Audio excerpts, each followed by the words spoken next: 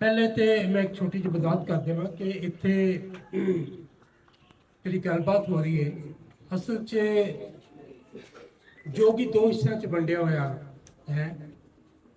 एक जोगी कबीला है जिन्होंने प्रोफैशन जोग करना, बीन वगैरह बजाना, सब फड़ने और यहो जिहा कम, और वो प्रोफैशनल है। एक जोगी है जिहड़ा साधु है, जिहड़ा भगती करता है, और इन्होंने दोनों के दरम्यान एक बहुत बड़ा फर्क है। वो मेरा ख्याल सानू रखना चाहिए। और मैं ये जिहड़ी जोगी की गल कर रहा वो साधु है, संत ते फकीर है, ना कि वो सब फड़न वाला जोगी जिहड़ा कि कबीला है, प्रोफैशनल है। पंजाबी लोक शायरी एक सिर्फ नूं बोलिया किया जाता है। ये अपने आकार करके और ये दुनिया की किसी भी जबान की शायरी विच सारिਆਂ तो निक्की सिर्फ है। इस दे कोल दो मिसरे होंदे ने, पर कई सूझवान इन्हां दो मिसरिਆਂ ਨੂੰ भी एक मिसरा ही मानते हैं। उन्हां दा कहना है भई एक मिसरे विच आवन वाले विश्राम तो तोड़ के उन्होंने एक तो दो कर लिया जाता है। चलो जे असी इन्हां नूं दो मिसरे भी मान लीए तां भी इस तो निक्की सिर्फ और दुनिया की किसी बोली विच ना होवे। निक्के निक्के दो मिसरे विच ही अपनी पूरी गल करनी कि उहदे विच कोई घाट ना रह जावे। इस लोक सिर्फ नूं सानू हर सोच ते एहसास दीआं बोलियां लभ जांदियां ने। सियासी, समाजी, इकतसादी, माशरती, किसी भी इंसान के कोमल जज्बे तो लैके रब, उहदी कायनात ते दुनिया विच विचारे जा रहे फलसफियां तीक ते मौजू सानू इन्हां बोलियां विच मिल जांदे ने। बनगी वजों वेखो हुसन ते तारीफ अख पटवारन दी जिवें इल दे आलणे आंडा, या खानदानी वसेब मूड़े उत्ते बह जा वीर ना सस चंदरी दे हाल सुनावा। बहादरी घर घर पुत जमदे भगत सिंह ने किसे बन जाना। दूजी लाम वेले रन्ना वाले जंग जितदे किथे लिखिया फरंगिया दसवें। जमहूरीयत एका जनता दा लोक राज दी कुंजी। असले दी दौड़ एटम बम बन गए, किसे भुख दा इलाज ना किता, ते औरत दा घर पेका एक वीर देई वे रब्बा, सौ खान नूं बड़ा जी करदा। कहंदे ने कि किसी भी जबान दे गीतां दी रचना सवाणियां ही करदियां ने, उही इन्हां गीतां दी तखलीककार हुंदियां ने। यही कारण है कि हर कोमल तो कोमल जज्बे का इजहार तुहानूं इन्हां लोक गीतां विच लभ पैंदा है। वो जज्बे जिन्हां दे इजहार तो मर्द अणजाणू हुंदे ने, क्यों जो बहुत सारे कोमल अते आंदरां नूं धू पाउण वाले जज्बे मर्द के तजर्बे विच नहीं हुंदे। जिवें परदेस गए पुत खावन वीर या दिलबर की उड़ीक का जज्बा, किसी नूं टुट के चाहण अते चाहे जाण का जज्बा। दूजे बन्ने ये भी अटल हकीकत है कि दुनिया भावें कुदरत या फितरत विचों उपजी है, पर इस दुनिया नूं वसाउण वाली औरत ही है। जे सवाणी ना होवे ते मर्द नूं कदे घर बनाउण दी लोड़ नहीं सी पैणी। तुसीं पंख पखेरू वेख लो, आलਣਾ हमेशा मादा ही उसारदी है। साडी कानफ्रेंस का सिरलेख है जोगी उत्तर पहाड़ों आया। ये अद्धा मिसरा है। पूरी बोली इंजे चरखे की कूक सुन के जोगी उत्तर पहाड़ों आया। इस तो पहले कि असी इस बोली को खोलिए, मेरा ख्याल है भई इस गल का वेरवा कर लिया जाए कि पंजाबी शेरी रीत अदब विच पहली बार अखर जोगी कदों आया। साढ़े सामने आए अदब विचों जे भाल की जाए तो जोगी पहली बार सानू साहिब श्री गुरु नानक देव जी की बाणी विच मिलता है। ਉਹਦੇ ਵਿੱਚ भी उचेते तौर सिद्ध गोष्ठी विच जिथे उन्हां जोगियां नाल सवाल जवाब किए हैं, पर नवेकली गल यह है भाई बाणी विच सवाल करने वाले भी वो आप ही हैं ते जवाब देने वाले भी आप। ये गल भी है भी उन्होंने ये काम घर बह के नहीं किया, ਸਗੋਂ ਕੰਨ ਪਟੇ ਜੋਗੀਆਂ ਦੇ ਅਸਥਾਨ ਟਿੱਲਾ ਜੋਗੀਆਂ ਉੱਤੇ ਚਰਨ ਪਾ ਤੇ ਜੋਗੀਆਂ ਨਾਲ ਗੱਲਕੱਤ ਕਰਕੇ ਲਿਖੇ ਹਨ। ਉਹਨਾਂ ਦੇ ਟਿੱਲੇ ਜਾਵਣ ਦਾ ਵੱਡਾ ਸਬੂਤ ਟਿੱਲਾ ਜੋਗੀਆਂ ਉੱਤੇ ਉਹਨਾਂ ਦੀ ਯਾਦਗਾਰ, ਜਿੱਥੇ ਜਾ ਆ ਬੈਠੇ ਅਤੇ ਜੋਗੀਆਂ ਨਾਲ ਗੋਸ਼ਟੀ ਕੀਤੀ। ਗੁਰੂ ਨਾਨਕ ਜੀ ਰੱਬ ਦੀ ਭਾਲ ਵਿੱਚ ਦੁਨੀਆ ਨੂੰ ਛੱਡਣ ਦੇ ਵਰਤਾਰੇ ਨੂੰ ਬੁਰਾ ਜਾਣਦੇ ਨੇ।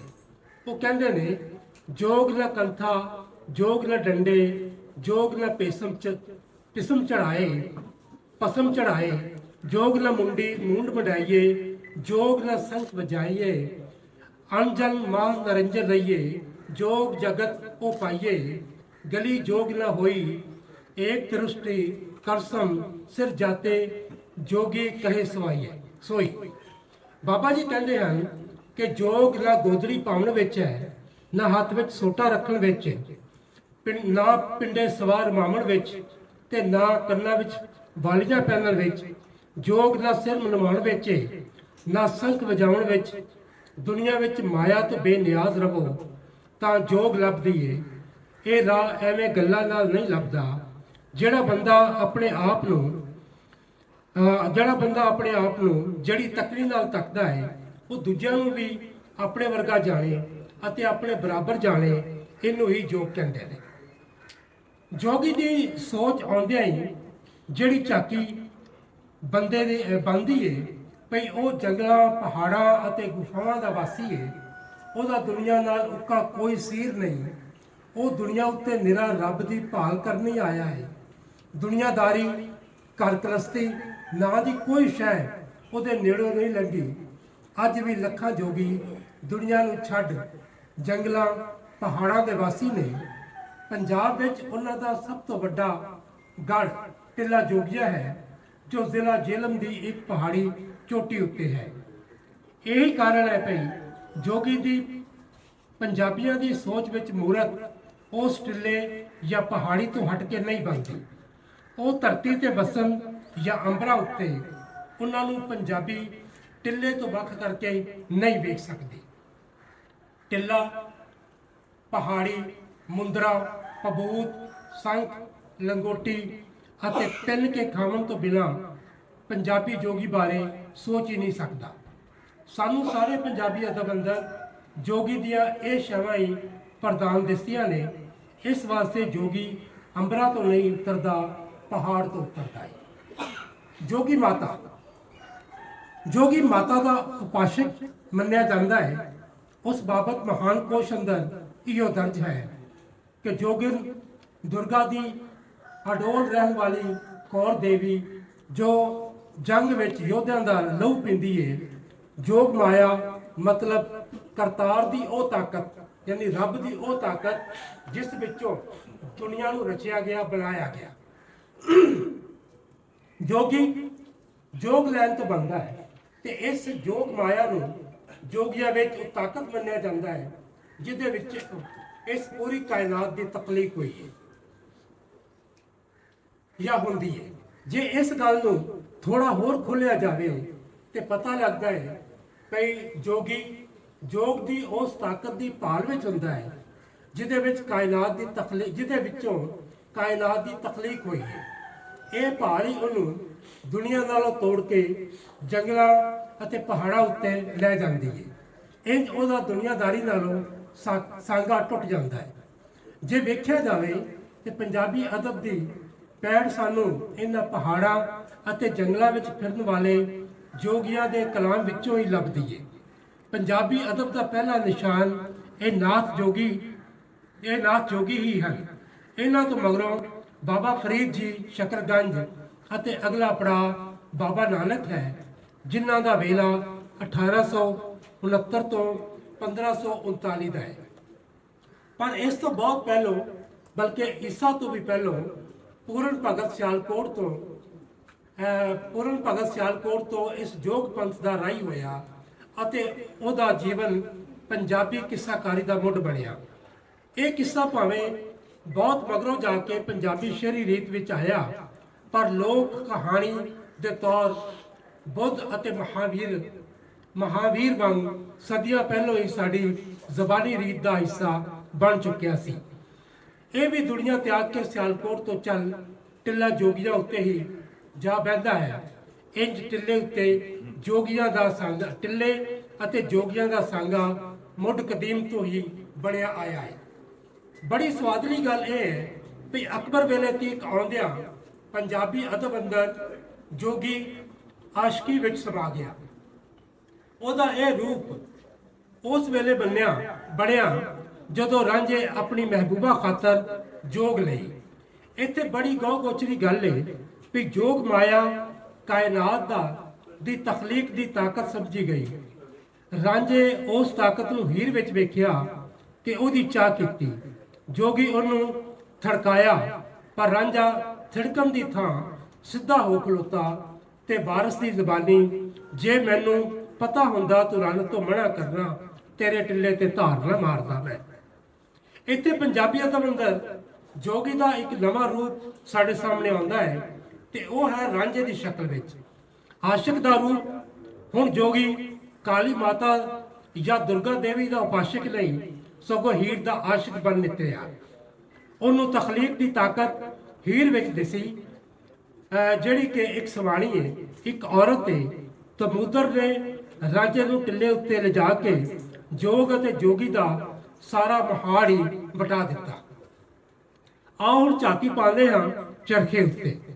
ਚਰਖਾ ਵੇਖਣ ਨੂੰ ਇੱਕ ਵਸਤ ਹੈ, ਉਹਦੇ ਉੱਤੇ ਤੰਦ ਪਾ ਕੇ ਇਨਸਾਨ ਨੇ ਆਪਣਾ ਨੰਗ ਢੱਕਿਆ।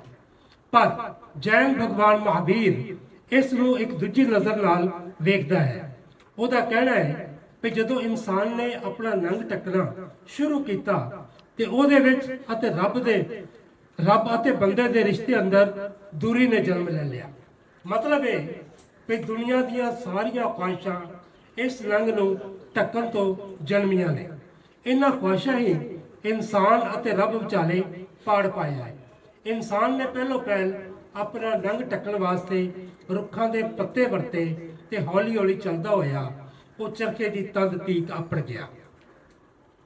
ਅਸੀਂ ਕਹਿ ਸਕਦੇ ਹਾਂ ਪਈਆ ਦੁਨੀਆ ਦੀ ਤਰੱਕੀ ਦਾ ਮੁੱਢਲਾ ਕਾਰਨ ਬਣਿਆ ਤੇ ਚਰਖਾ ਤਹਿਜ਼ੀਬ ਅਤੇ ਰਹਿਤਲ ਦੇ ਵਧਾ ਦਾ ਜਨਮਦਾਤਾ ਹੋਇਆ। ਚਰਖੇ ਅਤੇ ਇਨਸਾਨ ਦਾ ਸਾਥ ਕਦੋਂ ਬਣਿਆ, ਇਸ ਦਾ ਸਬੂਤ ਅਜੇ ਲੱਭਣਾ ਖੌਰੇ ਬਾਕੀ ਹੈ। ਪਰ ਪਹਿੰਜਾਦਾੜੋਂ ਤੋਂ ਲੱਭਣ ਵਾਲੀ ਉਹ ਮੂਰਤੀ ਜਿਹਦੇ ਵਿੱਚ ਇੱਕ ਬੰਦਾ ਆਪਣੇ ਉੱਤੇ ਅਜਰਕ ਵਰਗੀ ਚਾਦਰ ਦਾ ਪੱਲੂ ਮਾਰੀ ਬੈਠਾ ਹੈ, ਉਹ ਇਸ ਗੱਲ ਨੂੰ ਸਿੱਧ ਕਰਦਾ ਹੈ ਕਿ ਹੜੱਪਾ ਵੇਲੇ ਤੀਕ ਇਨਸਾਨ ਆਪਣੇ ਆਪ ਨੂੰ ਕੱਪੜੇ ਨਾਲ ਢੱਕਣ ਜੋਗਾ ਹੋ ਗਿਆ ਸੀ, ਜਾਂ ਖੌਰੇ ਉਸ ਤੋਂ ਵੀ ਬਹੁਤ ਪਹਿਲੇ। ਇਸ ਚਰਖੇ ਨੂੰ ਜਿਹੜੇ ਹੱਥਾਂ ਚਲਾਇਆ ਤੇ ਇਹਦੇ ਤਕਲੇ ਉੱਤੇ ਤੰਦ ਪਾਇਆ, ਉਹ ਸੀ ਸਵਾਣੀ ਯਾਨੀ ਔਰਤ। ਇਸ ਪੱਖ ਤੋਂ ਅਸੀਂ ਹੋਕਾ ਦੇ ਇਹ ਕਹਿ ਸਕਦੇ ਹਾਂ ਕਿ ਔਰਤ ਹੀ ਇਸ ਸਾਰੀ ਇਨਸਾਨੀ ਰਹਿਤਲ ਅਤੇ ਵਸੇਬ ਦੀ ਜਨਮਦਾਤੀ ਹੈ ਤੇ ਉਹਦਾ ਚਰਖਾ ਰਹਿਤਲ ਦਾ ਪਹਿਲਾ ਨਿਸ਼ਾਨ ਯਾਨੀ ਚਿੰਨ੍ਹ ਹੈ। ਪੰਜਾਬੀ ਅਦਬ ਵਿੱਚ ਚਰਖਾ ਦੁਨੀਆ ਦੀ ਸਭ ਤੋਂ ਵੱਡੀ ਅਲਾਮਤ ਦੇ ਤੌਰ ਸਾਹਮਣੇ ਆਇਆ। ਚਰਖੇ ਨੂੰ ਇਨਸਾਨੀ ਸਰੀਰ ਆਖਿਆ ਗਿਆ। ਉਹਦੇ ਉੱਤੇ ਪੈਣ ਵਾਲੀ ਤੰਦ, ਅਮਲ ਦਾ ਮੁੱਢ ਤੇ ਛੱਲੀ ਤੋਂ ਚੱਲ ਕੱਪੜੇ ਤੀਕ ਅਤੇ ਇਹ ਫਿਰ ਕੱਪੜਾ ਜਦੋਂ ਦਾਜ ਬਣਿਆ ਤੇ ਸੂਫੀਆ ਇਸ ਨੂੰ ਨੇਕ ਅਮਲਾਂ ਨਾਲ ਜੋੜ ਕੇ ਨੇਕ ਅਮਲਾਂ ਦੀ ਅਲਾਮਤ ਬਣਾ ਲਿਆ। ਫਿਰ ਦੁਨੀਆ ਪੇਕਾ ਘਰ ਬਣੀ ਤੇ ਅਗਲਾ ਜਹਾਨ ਸਹੁਰਾ ਘਰ ਖਵਾਇਆ। ਚਰਖੇ ਤੋਂ ਬਣਨ ਵਾਲਾ ਦਾਜ ਦੁਨੀਆ ਵਿੱਚ ਕੀਤੇ ਨੇਕ ਅਮਲਾਂ ਦਾ ਰੂਪ ਧਾਰ ਗਏ। ਇੰਜ ਚਰਖਾ, ਔਰਤ, ਦੁਨੀਆ, ਰਹਿਤਲ, ਵਸੇਬ, ਦੁਨੀਆ ਦੀ ਤਹਿਜ਼ੀਬੀ ਤਰੱਕੀ ਚਰਖੇ ਦੀ ਤੰਦ ਤੇ ਔਰਤ ਨਾਲ ਜੁੜ ਕੇ ਹੀ ਅੱਗੇ ਵੱਧਦੀ ਹੈ। ਇਹੀ ਉਹਦੀ ਤਹਿਜ਼ੀਬੀ ਜਨਮਦਾਤੀ ਹੋਣ ਦਾ ਸਬੂਤ ਹੈ। ਰਾਜਾ ਜੋਗ ਲੈ ਜਦੋਂ ਹੀਰ ਦੀ ਸਿੱਖ ਵਿੱਚ ਰੰਗਪੁਲ ਅਪੜਿਆ ਤੇ ਸਭ ਤੋਂ ਪਹਿਲਾਂ ਉਹਨੂੰ ਤਰਿੰਜਣਾ ਵਿੱਚ ਚਰਖੇ ਦੀ ਕੁੱਕਰੀ ਖਿੱਚ ਕੇ ਲਿਆਈ। ਚੱਲ ਜੋਗੀਆ ਅਸੀਂ ਵਿਖਾ ਲਿਆਈਏ ਜਿੱਥੇ ਤਰਿੰਜਣੀ ਛੋਰੀਆਂ ਗਾਉਂਦੀਆਂ ਨੇ। ਅਤੇ ਇਸ ਤੋਂ ਮਗਰੋਂ ਉਹ ਰਾਂਝਾ ਨਹੀਂ ਰਿਹਾ ਬਲਕਿ ਜੋਗੀ ਹੋ ਗਿਆ। ਅਤੇ ਫਿਰ ਇਹ ਜੋਗੀ ਸੂਫੀਆਂ ਦੀ ਸ਼ਾਇਰੀ ਵਿੱਚ ਚਰਖਾ ਸ਼ਾਹ ਹੁਸੈਨ ਤੱਕ ਆਉਂਦਿਆਂ ਇੱਕ ਵੱਡੀ ਅਲਾਮਤ ਬਣ ਖਲੋਤਾ। ਚਰਖਾ ਮੇਰਾ ਰੰਗੜਾ ਰੰਗ ਲਾਲ, ਜੈ ਵੱਡ ਚਰਖਾ ਤੈ ਵੱਡ ਮੁੰਨੇ, ਆਵਣ ਕਹਿ ਗਿਆ 12 ਪੁੰਨੇ, ਸਾਈਂ ਕਾਰਨ ਲੋਏ ਨਰੁੰਨੇ, ਰੋਏ ਵੰਜਾਇਆ ਹਾਲ। ਜੈਵੜ ਚਰਖਾ ਤੈਵੜ ਪੱਛੀ, ਮਾਪਿਆ ਮੇਰੇ ਸਿਰ ਤੇ ਰੱਖੀ, ਕਹੇ ਹੁਸੈਨ ਫਕੀਰ ਸਾਈਂ ਦਾ ਹਰਦਮ ਨਾਮ ਸੰਭਾਲ। ਜਿਉਂ-ਜਿਉਂ ਵੇਲਾ ਬੀਤਿਆ ਤਿਉਂ-ਤਿਉਂ ਚਰਖਾ ਰੂਪ ਵਟਾਉਂਦਾ ਗਿਆ।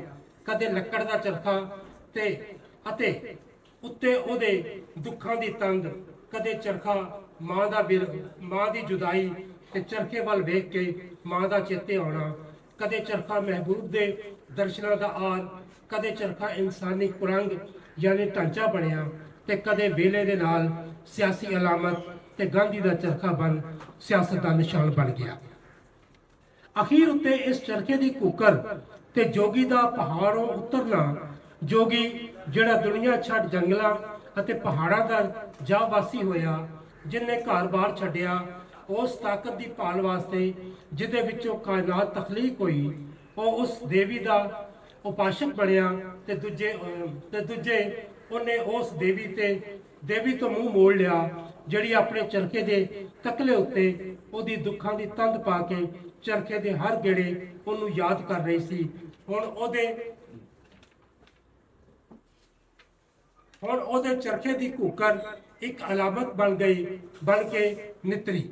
ਅਲਾਮਤ ਹੈ ਉਸ ਦੇਵੀ ਦੀ ਜਿਹੜੀ ਇਸ ਦੁਨੀਆ ਉੱਤੇ ਤਖਲੀਕ ਦਾ ਸੋਮਾ ਬਣ ਉਤਰੀ, ਜਿਹੜੀ ਤਹਿਜ਼ੀਬ ਅਤੇ ਰਹਿਤਰ ਦੀ ਜਨਮਦਾਤੀ ਅਖਵਾਈ। ਉਹਦੇ ਚਰਖੇ ਦੀ ਕੂਕਰ ਇੰਨੀ ਤਗੜੀ ਹੋ ਗਈ ਕਿ ਜੋਗੀ ਨੂੰ ਆਪਣੀ ਜੋਗ ਤਿਆਗ ਕੇ ਪਹਾੜੋਂ ਥੱਲੇ ਉਤਰਨਾ ਪਿਆ, ਤੇ ਫਿਰ ਉਹ ਆਪੇ ਕਹਿ ਉੱਠੀ ਪਹਾੜੋਂ ਥੱਲੇ ਉਤਰਨਾ ਪਿਆ ਅਤੇ ਗੱਜ-ਵੱਜ ਕੇ ਕਹਿਣਾ ਪਿਆ, ਜੇ ਪਤਾ ਹੁੰਦਾ ਤੂੰ ਰੰਨ ਤੋਂ ਮਨਾ ਕਰਨਾ, ਤੇਰੇ ਟਿੱਲੇ ਤੇ ਧਾਰ ਨਾ ਮਾਰਦਾ ਮੈਂ। ਇਹ ਚਰਖੇ ਦੀ ਕੂਕਰ ਵਿੱਚ ਉਹਦੀ ਰੂਹ ਬੋਲ ਉੱਠੀ, ਜਿਨਨੇ ਅੰਬਰ ਹਿਲਾ ਦਿੱਤਾ ਅਤੇ ਜੰਗਲਾਂ ਦੇ ਵਾਸੀਆਂ ਨੂੰ ਇੱਕ ਵਾਰ ਮੁੜ ਘਰ ਗ੍ਰਸਤੀ ਵੱਲ ਖਿੱਚ ਲਿਆ, ਤੇ ਮੁੜ ਆਪੇ ਹੀ ਆਖਿਆ, ਚਰਖੇ ਦੀ ਕੂਕ ਸੁਣ ਕੇ ਜੋਗੀ ਉੱਤਰ ਪਹਾੜੋਂ ਆਇਆ। ਇਸ ਬੋਲੀ ਨੂੰ ਸਮਝਣ ਵਾਸਤੇ ਸਾਨੂੰ ਇੱਕ ਬੋਲੀ ਹੋਰ ਨਾਲ ਜੋੜ ਕੇ ਪੜ੍ਹਨੀ ਪੈਗੀ ਕਿ ਚਰਖੇ ਦੀ ਕੂਕ ਸੁਣ ਕੇ ਜੋਗੀ ਉੱਤਰ ਪਹਾੜੋਂ ਆਇਆ, ਕੁੱਲੀ ਯਾਰ ਦੀ ਸੁਰਗ ਦਾ ਝੂਟਾ ਤੇ ਅੱਗ ਲਾਵਾਂ ਮੰਦਰਾਂ।